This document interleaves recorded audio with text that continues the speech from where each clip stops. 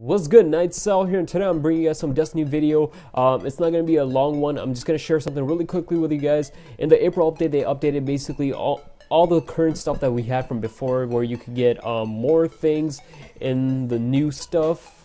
Does that make sense? Where you could get better things from the old stuff. That makes more sense. So they brought back Oryx. If you remember Oryx, you have to use those ruins that you could get from Dreadnought and patrols and all that stuff. If you have the antiquated ruin, which is the hardest one or the last one, it's the last statue. If you use this, you get to fight Thalnok, the fanatic of Crota. It's basically Crota. You're fighting Crota. So this is the fastest way to actually solo this, and you have a chance of getting a really good artifact drop. So they increase the light level of the artifact you can get. I highly recommend, before you actually take on this challenge, you increase your light level to the highest that it can be, because the chances of you getting a higher artifact light level is guaranteed that way. So I tried maxing out my level to the highest I could before I did the event, so I could get the highest artifact possible. So for the weapons that you're going to want to use is exotic sword, either fire or void. You don't want to try using the arc one because it has that spinning blade. It's not that useful. You want something that makes physical contact and does a lot of damage. In this case, I use the fire sword because it's one of the strongest out of all three of them. It drops any enemy pretty quickly with its special, so I recommend that, but you can use either one you want. And then for your secondary, you can have a 1,000-yard stare like I did in this. Make sure it's 320 or higher.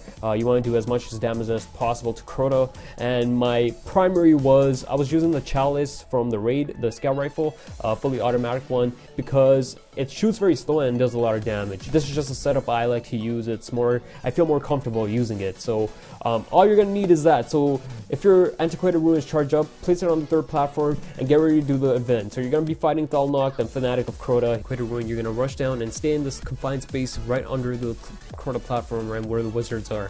You're not gonna need to move because all the enemies will spawn outside. They're not gonna bombard you with hits. If you were outside, you wouldn't have a chance of completing this. It's just 30 times more harder, and this place I found was the best place to camp. A few enemies do spawn here, like the Centurions and the Eyes. They're not too bad to deal with instead of being outside, so just stay behind. Make sure there's a wall behind you, because when the Centurions spawn with a shield, they have a tendency of pushing you off with their crappy thingies. So you want to make sure there's a wall behind you and you can easily kill them. They're not too hard to kill. But yeah, once that happens, you'll notice that the knight spawns right in the middle. You want to shoot him a few times so he notices that you're there, and then he'll run at you. You don't have to go outside. Take out your sword at this point. You want to use your special. It took me one special and one slice to actually take him down. It's not that hard. Again, if you have the fire sword, I don't know how it works with the void or the other one. It should be similar, but fire one is the best one that I found out to be useful. So one special and one slice should do the trick. Once you kill him, his sword's gonna drop. You pick it up, and then you're gonna carefully go to the very back of the room that you're in, the little confined space, and you're gonna notice that you can jump up to the platform where Crota's on. But you gotta be very careful. You gotta notice where Crota is, if he's on the right side of the platform or if he's on the left side. If he's on the left side, go to the left side of the area and then carefully jump up. You'll notice there's like a canvas crown seat thingy looking type of thing. I don't know what it's called, but yeah, you can jump up to it, and it's going to be covering the majority of the back where you're going to be standing. So stand right behind it, either on the left or right side depending on where Crota is. You want to be on that side, so make sure you know where he is. So stand right behind it, do not expose yourself, and when you jump up, make sure you're jumping up right on top of it. Well, not on top of it, but right behind it, so Crota doesn't notice you.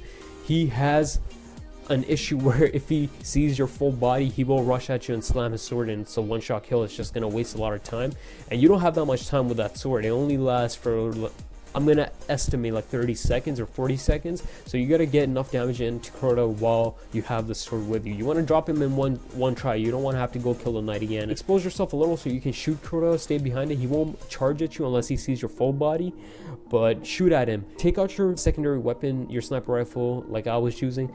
Empty all your clips into him. By that time your whole clips are empty, his health should be a little less than half, and then you want to quickly switch to your primary weapon and then start shooting him right away, because if you don't start shooting him right away, his shield's gonna go back up, and you don't want that, because then you're gonna have to take it down and the time's gonna run out. You're gonna lose the sword and you can't do any damage. So you want to do this whole process very quickly and efficiently. You don't have time to think. You just gotta go with the flow. You gotta try it a few times. You might mess up, but just keep trying it and you'll get better at it. You should be able to drop him before the ammo clip ends. So The next thing you should watch out for is his health. When you're shooting him and you're about to take him down, when he goes on one knee, the animation is kind of delayed, so you gotta time yourself properly. I can't tell you the exact time, but you can see in the video where I had to manage my time. So I started shooting it, and when I noticed his health was getting low, I'd do 1-2 more shots just to be sure that he's gonna drop on one knee. But it's all a guessing game at that point. But you can estimate your time just by knowing how he reacts with that. So use the video as an example. But yeah, as soon as I predict that he's gonna go on one knee, I pick up the sword and rush and start slamming. I do the pound thing. You just gotta keep spamming that. If you get 3 hits in, and that's the max you're ever gonna get in. But if you do get 3 hits in, then you should only need to do this twice, because it's just like Crota all over again. You do the hits and then you go back and then you wait until he gets dropped again. You do the whole process, but by yourself. A little harder, but you can do it. It's doable, like you saw in this video. But yeah, once you get your first sets of hit in, you want to run back, drop the sword, do the whole process of sniping him, getting his health down, and then you can do it one more time. You gotta do this very quickly. If you do mess up, it's okay. You'll get it on the last try. But if it doesn't work out, you know what to do. But yeah, that's how you kill him fast. It's so easy. You don't understand. I should time myself how fast I can drop him, and you know what, you should challenge yourself too, see how fast you can drop in. And this is a good way to actually farm for armor material if you're low on that. I know I am low on that, so I kept farming this because it drops a lot of engrams and just like things you can dismantle, so you get more armor pieces or material. You can do that for that, and you can just do it for the, you could also do it for the artifact, which I did this for. And you should make sure your light level is to the highest before you actually do it, so you get the best drop as possible. But yeah, that's it. Thank you for watching. I hope this was helpful. I hope this was useful. I only make these type of videos because I know it's going to be helpful towards you, and I get a lot of good feedback, and I appreciate all you guys who give me the feedback that it helped you. It makes me feel better. It makes me want to make more videos like that. So if you would like it, please leave a like and subscribe for more, and I will see you guys in the next one. Peace out.